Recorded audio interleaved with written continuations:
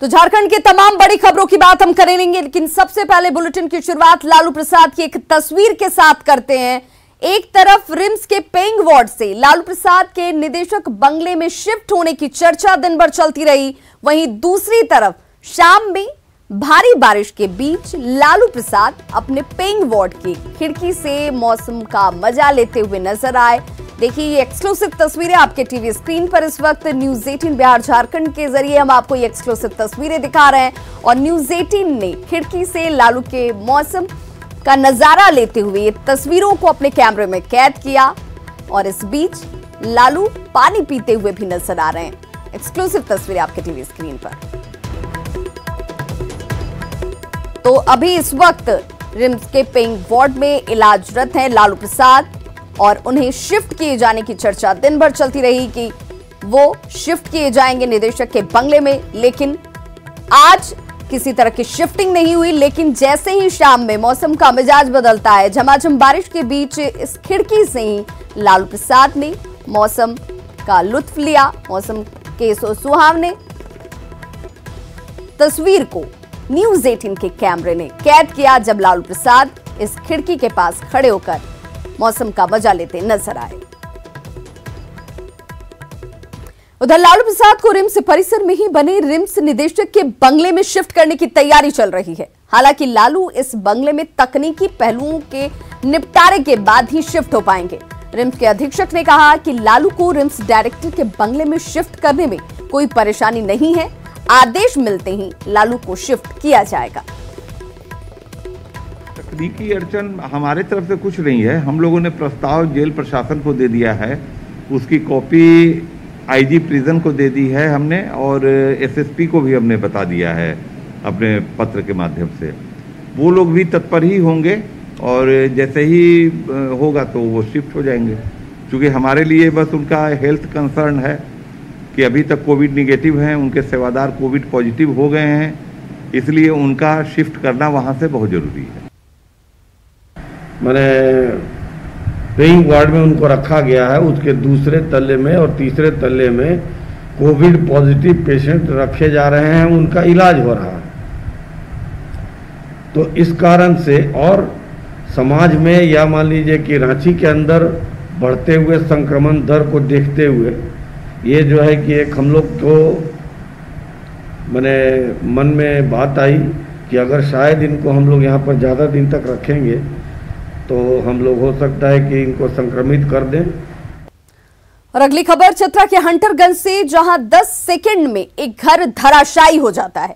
बारिश के चलते घर की दीवारें कमजोर पड़ गई और चंद मिनटों ही में मकान भरभरा कर जमींदोज हो गया। देखिए एक एक सेकंड जैसे बढ़ता हुआ 10 सेकंड लगे और इस 10 सेकंड के अंदर ही ये मकान जो है वो पूरी तरह से धराशायी होकर जमीन पर गिर पड़ता है और बाल बाल इस घर में रह रहे लोगों की जान बच पाती है। हादसे के वक्त घर में सोए हुए लोग बाल बाल बचे हैं। दरअसल जब मकान की दीवार दरकने लगी तो घर में जो लोग सोए हुए थे वो घर से फौरन बाहर निकले और किसी तरह से उनकी जान बच पाई। घर गिर जाने से अब इस परिवार के सामने घर को लेकर एक बड़ी समस्या, एक बड़ी चिंता, क्योंकि वो बेघर हो चुके हैं और उनके रहने और खाने की समस्या अब इनके सामने है। पीड़ित परिवार ने प्रशासन से प्रधानमंत्री आवास योजना के तहत घर देने की मांग की है। बहुत जोर हुआ और घर में सुतल थे और इधर से पूरा घर उठा गया, सब अनाज पानी सब उसी में चुता के कहाँ रहे बाल बच्चा सब 10-15 के 4 गो बेटा है, पुतू है, पोता पोती कहाँ रहे सब। अधिक बारिश होने के कारण मकान गिर गया। उसी घर में हमारे ससुर जी सुतल थे।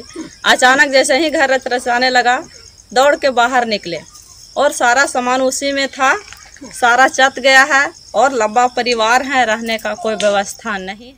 नक्सलियों के खिलाफ खूंटी पुलिस को एक बड़ी सफलता हाथ लगी है। पुलिस ने प्रतिबंधित नक्सली संगठन पीएलएफआई के एरिया कमांडर दीत नाग को गिरफ्तार किया है। पीएलएफआई का एरिया कमांडर दीत नाग, इसकी गिरफ्तारी हुई है, एक बड़ी सफलता के तौर पर इसे देखा जा रहा है। झारखंड सरकार ने दीत नाग पर 2 लाख का इनाम रखा है। पुलिस को अड़की थाना क्षेत्र के रायतोडांग से इस जंगल से नक्सली के जमा होने की सूचना मिली थी, जिसके बाद ये कार्रवाई की गई और पुलिस ने छापेमारी करते हुए दीत नाग को गिरफ्तार कर लिया है। इसके पास से एक लोडेड पिस्टल, पिट्ठू समेत AK-47 की 11 जिंदा गोली, नक्सली पर्चा बरामद किया गया। दीत नाग खूंटी जिले में हत्या, रंगदारी, लेवी वसूलने जैसे 20 से ज्यादा मामलों में शामिल रहा था। 2019 में पुलिस मुठभेड़ के दौरान गोली लगने के बाद भी दीत नाग भाग खड़ा हुआ था।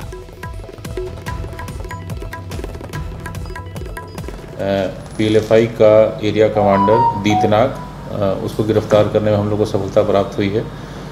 उल्लेखनीय है कि दीत नाग पर झारखंड सरकार के द्वारा 2 लाख रुपए का इनाम घोषित किया हुआ है और इसके आपराधिक घटनाओं को अगर आप देखेंगे तो मुख्य रूप से इसके विरुद्ध कुल 20 कांड पूर्व में। और अब बात कोरोना की, जिसे लेकर झारखंड में कोरोना ने अब तक के सारे रिकॉर्ड तोड़ दिए हैं। सूबे में 24 घंटे की बात करें तो इस 24 घंटे में एक साथ 878 कोरोना संक्रमित मरीज सामने आ चुके हैं।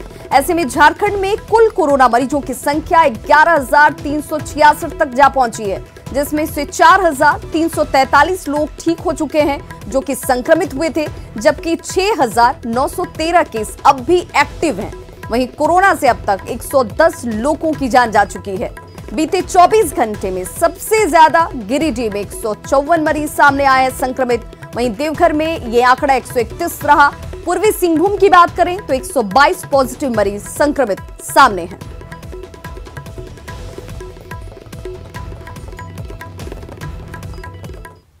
तो कोरोना संक्रमण की मार से पुलिस भी इन दिनों बेहद परेशान है। आए दिन पुलिसकर्मी संक्रमण के शिकार हो रहे हैं। हालांकि वरीय अधिकारी पुलिसकर्मियों को कोरोना से बचाने की हर संभव कोशिश में जुटे हुए हैं।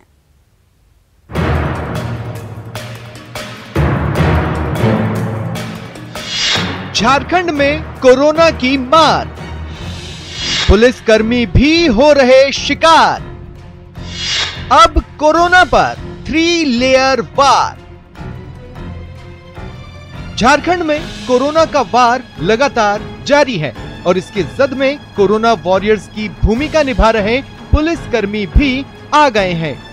रांची में अब तक कई जवान कोरोना संक्रमित हो चुके हैं। ऐसे में तमाम थानों के पुलिसकर्मियों को 3 स्तर पर बांटा गया है, अल्फा, ब्रावो और चार्ली। इसमें से जब 2 कंपनी काम करती है तो 1 कंपनी आराम करती है। तो जहाँ तक संक्रमण रोकने की बात है, वहाँ पे हम लोगों ने यह प्रयास किया है कि सभी थानों में अल्फा, ब्रेवो और चार्ली 3 टीमें बनाई हैं और हमेशा हम लोग 1 टीम को रेस्ट देते हैं। 2 टीमें काम करती हैं, 1 टीम रेस्ट करती है। जैसे ही अगर कोई पॉजिटिव आता है तो हमारी दूसरी टीम जो है, जो रेस्ट कर रही होती है, वो आ जाती है। कोविड-19 से बचाव को लेकर पुलिसकर्मियों में भी गंभीरता दिख रही है। थानों में लोगों के आवेदन लेने को लेकर भी ओडी में तैनात पदाधिकारी पूरी तरह से वरीय अधिकारियों से मिले निर्देश का पालन कर रहे हैं। कोई भी आदमी फर्स्ट यदि आया तो यहाँ पे ओडी पदाधिकारी के बैठने के लिए टेबल कुर्सी लगा हुआ है। और बाहर में जो आएंगे उनके लिखने के लिए है कि यदि लिख के आवेदन देना है तो इस पे आप इसका ये करके और इस पे लिख के, और ये जो बाल्टी सामने दिख रहा है आपको, उस बाल्टी में उसको डाल देना है। वैसे कोरोना पर रांची पुलिस की 3 लेयर वार काफी कारगर साबित हो रहे हैं। शायद यही वजह है कि कोरोना को मात देने के लिए रांची पुलिस की कार्यशैली की हर कोई सराहना कर रहा है। ओम प्रकाश, न्यूज़ 18 रांची। तो आम से लेकर खास सभी इस कोरोना से डरे हुए हैं। अधिकारी कोरोना के डर से फाइलों को छूने से बच रहे हैं। इससे दफ्तरों में कामकाज प्रभावित हुआ है।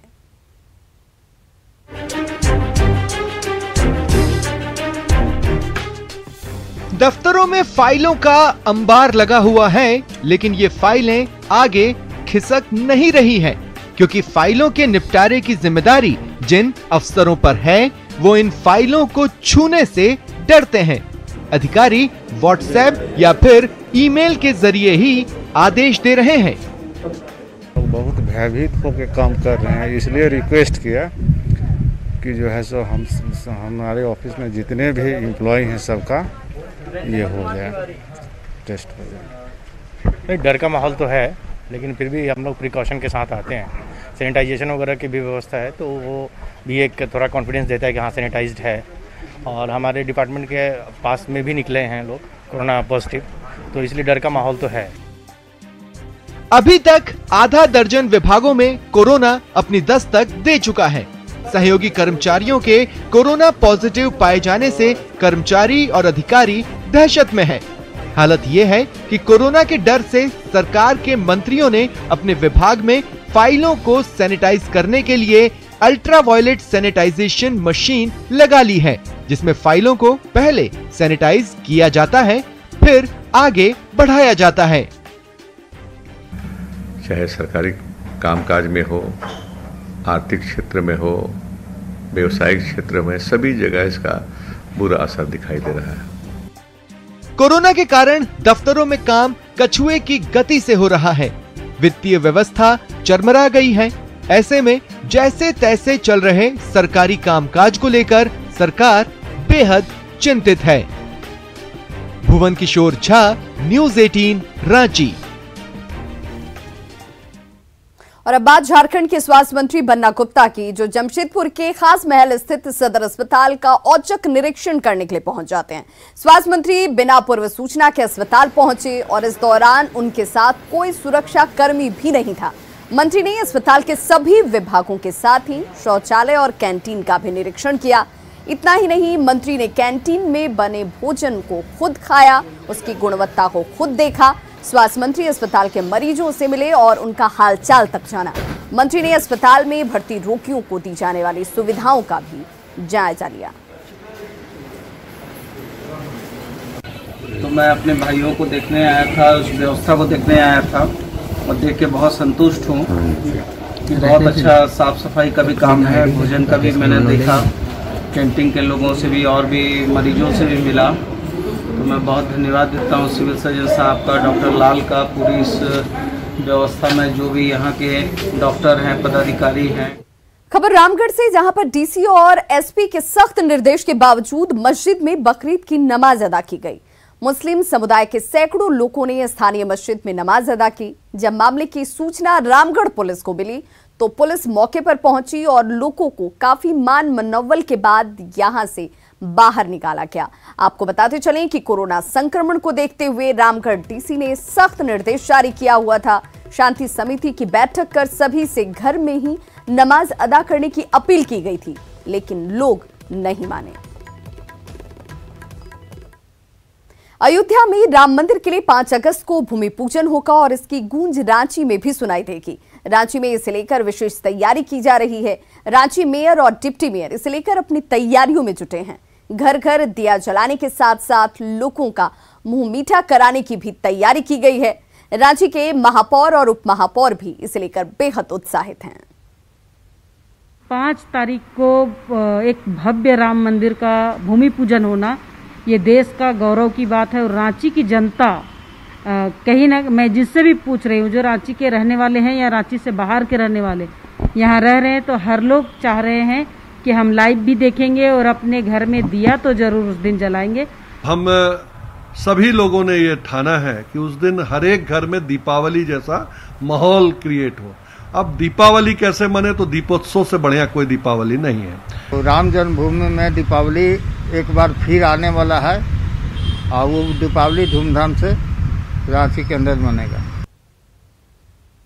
देवघर और बासुकीनाथ मंदिर में श्रद्धालु प्रवेश पर सुप्रीम कोर्ट के आदेश पर राज्य सरकार अब मंथन करने में जुट गई है। सोशल डिस्टेंसिंग का पालन करते हुए सीमित संख्या में श्रद्धालुओं के मंदिर में प्रवेश की सुप्रीम कोर्ट ने अनुमति दी है और राज्य सरकार से समुचित कदम उठाने को कहा है।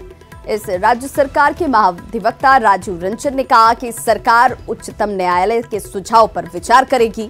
वहीं विश्व हिंदू परिषद ने सरकार से तुरंत निर्णय लेने की अपील की है। राज्य सरकार इस पर निर्णय लेगी अपनी परिस्थिति को देखते हुए, यहाँ की परिस्थिति को, यहाँ लोकल कंडीशंस को, कोविड-19 की सिचुएशन को, बहुत सारी सिचुएशंस हैं, उसको देखते हुए राज्य सरकार अपने स्तर पर निर्णय लेगी। विश्व हिंदू परिषद का मानना है कि जो है झारखंड सरकार को जो है इस व्यवस्था करनी चाहिए ताकि जो है बाबा का दर्शन जो है सुलभ भक्तों को हो सके। इसीलिए हमारा मांग है झारखंड सरकार से कि कोई न कोई ऐसा रास्ता निकालिए जिससे कि सीधा दर्शन बाबा। केंद्र सरकार की नई शिक्षा नीति की जहां हर ओर चर्चा की जा रही है, वहीं प्रदेश में इस नई शिक्षा नीति को राजनीतिक चश्मे से परखने का भी खेल जारी है।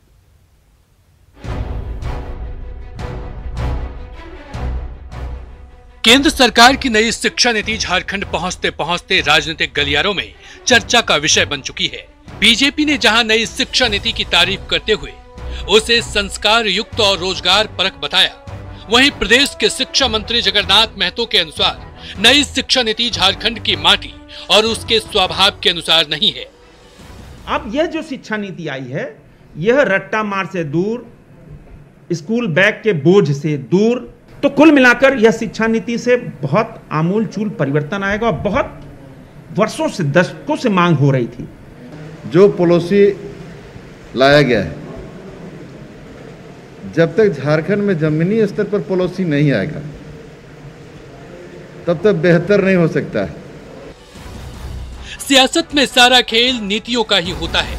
अगर नीति बनी तो उस पर सियासत होगी ही। इस सबसे अलग शिक्षाविदों ने नई शिक्षा नीति बेहद अनोखी और बदलते समय के अनुरूप न्याय संगत बताया। शिक्षाविदों ने मातृभाषा में पढ़ाई करने की पहल को बेहतरीन पहल बताया है। यह पहली शिक्षा नीति है जिसमें कि विद्यार्थियों को यह उपलब्ध कराया गया कि विद्यार्थी अपनी मातृभाषा में पढ़ें लिखें। मैं ऐसा मानता हूं कि जितने भी देश और विदेश में विकसित देश हैं, सब जगह पढ़ाई जो है वहाँ की मातृभाषा में होती है। 34 सालों बाद शिक्षा में इतना बड़ा बदलाव देखने को मिल रहा है। नियमों को सरल बनाकर शिक्षा के साथ साथ कौशल विकास पर भी जोर दिया गया है, जिसमें शिक्षा को प्रासंगिक बनाकर उसके आधार को मजबूत बनाने की कोशिश की गई है। रांची से न्यूज 18 के लिए संजय कुमार सिन्हा की रिपोर्ट। तो खबरों का सिलसिला लगातार जारी, आप देखते रहिए न्यूज 18 बिहार झारखंड और अपना बहुत ध्यान रखिए।